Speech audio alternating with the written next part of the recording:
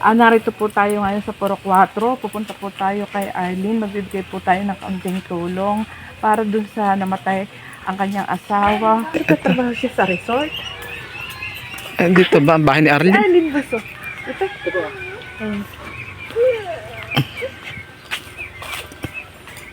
Baka nasa resort at sarado. Arlene! Nanang baby! Ay, dati po, nabili po halaga ko lang ako. Wala ba kayo bahay? Malapit pala sa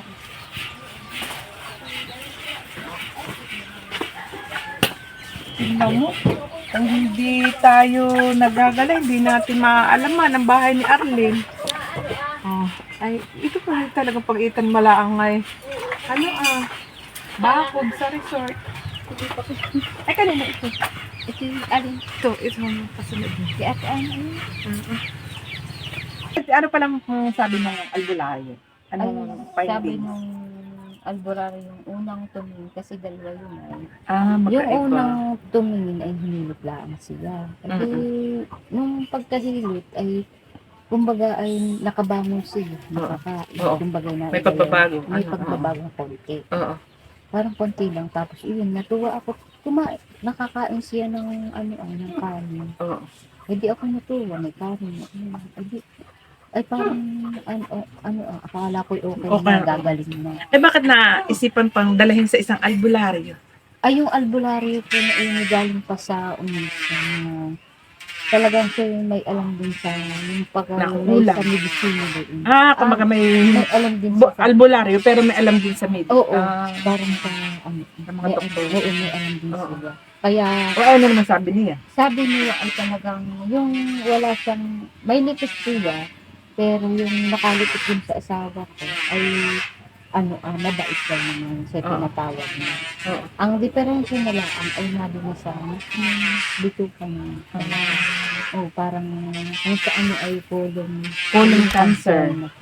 Yun ang sabi noong Oo, pangalawang oo. albularyo. Pagkatapos nun, ilang araw pa ninyo bago nadala sa ospital? Ay, yun.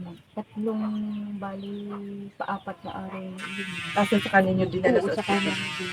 Talagang sabi niya parang, sabi yung dehydrate niya. Wala na talaga siyang tubig sa katawan. Tapos ay talagang pawis niya. Maski anong gawin mong punas, talagang basang-basa kahit tigain mo siya. Kaya nga ako nagtataka, isang planggana na yung akin na Tubig. hindi, yung isang planggana ng mga libag, yung gano'n, Basa-basa. talagang basang-basa pa rin. O ay papaano na yung ginawa ni saan na kayo kumuha ng mga gastusin sa ospital? Ay, noon po ay ako nag-loan sa noon po ako ng pera. Tapos ay ako naghingi na din ng tulong sa kanyang, ang kanyang boss. Sabi ko, pakiramay mo natin ng ganyan. Siyempre, dito naman may pagkakaisang tao. Ako na may hindi pinahindi. Ay may PhilHealth kayo. Ay nalakad ko po dito Yung sa PhilHealth. Hellington. Pero nasa magkano yung na-excess ng iyong bill? 47. Wala pang 24 hours tayo. Oo. Wala pang 24 hours yung bunyara namin. Dinalakad namin sa Philippines. Tapos ilang araw ninyong binangkay pa? Ay, na araw. Tagalhan niyo, 6 na araw na binangkay. Kasi yung gusto ng aking gusto niya makasama. Yung tatay niya kahit. Ibig sabihin, galing sa luwas yan. Hindi. Galing sa Medicare. Gusto lang niya talaga. Gusto lang niya makasama. Tatay niya sa makasama si Papa kahit ay di tayo ay nasa Lorna's TV. Ay, kumusta naman yung solo parent? Nahihirapan ka ba? O ibig sabihin na ikaw ay kinukulang minsan? Ay, may pagkakataon ko lang. Mahirap. Pero pag nakikita ko yung aking nakikita ko. Nakakalakas na yun.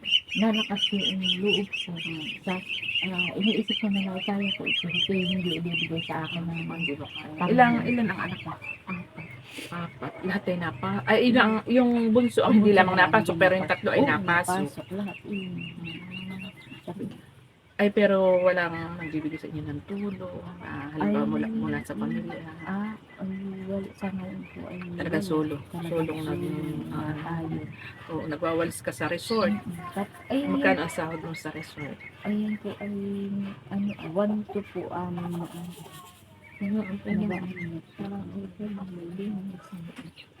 Ay di, kumbaga man ngayon, ay di ang hinaharap mo ay 4 na anak. Tapos ay apat na anak, 3 nag-aaral, at isang nadede sa iyo. Nalilito sa akin.